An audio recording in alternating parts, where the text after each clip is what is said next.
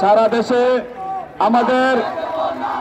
দেশে আমাদের গতকালকের কর্মসূচি বাংলা ব্লকেট, সেখানের হামলার প্রতিবাদ এবং নিন্দা জানিয়ে আমি আমার আজকের বক্তব্য শুরু করছি। আমি জানিয়ে দিতে চাই, বাধা দিলে বাঁধবে লড়াই, সেই লড়াইয়ে জিততে হবে। বন্ধুগণ,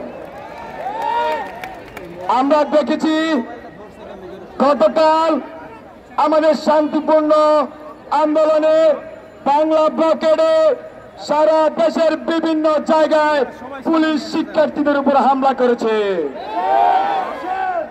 আমরা দেখি কুমিল্লায় আমার ভাইয়ের রক্তাক্ত হয়েছে,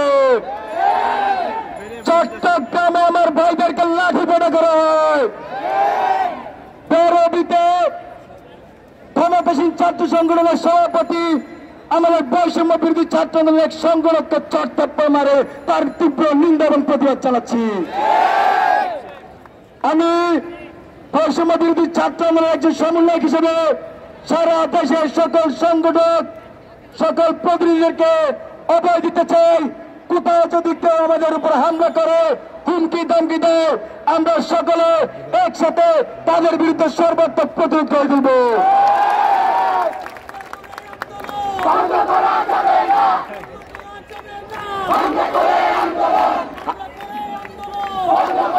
খুবই দুঃখের বিষয় বন্ধুগণ, খুবই দুঃখের বিষয়। কালকে কুমিল্লা বিশ্ববিদ্যালয়ে এক সাংবাদিককে পুলিশ লাঠিচার্জ করে মাথা ফাটিয়ে দিয়েছে।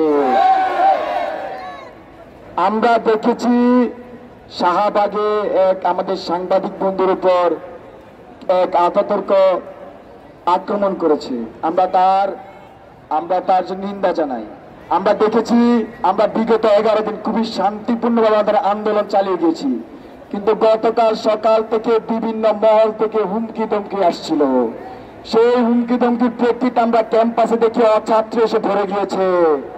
তারপরে কোন কুচক্রী মহল আমাদের আন্দোলনকে প্রশ্নবিদ্ধ করতে আমাদের সাংবাদিক বন্ধুর উপর হামলা করেছে। আমরা চাই তাদেরকে বিচারের আওতায় আনা হোক। সে আমরা তীব্র নিন্দা এবং প্রতিবাদ চালাচ্ছি বন্ধুগণ। তারই সাথে আমি সরকারকে আহ্বান করছি, আমাদের যে সহজ সরল এক দফা দাবি বৈষম্য নিরসনে, সকল গ্রেডে বৈষম্য নিরসনে সংসদ আইন পাস করার মাধ্যমে কোটাকে ন্যূনতম পর্যায়ে নিয়ে আসার সেই আহ্বান যেন সরকার আমলে নেয়। এরই সাথে আমাদের পরবর্তী কর্মসূচি আমি এখন উপস্থাপন করব।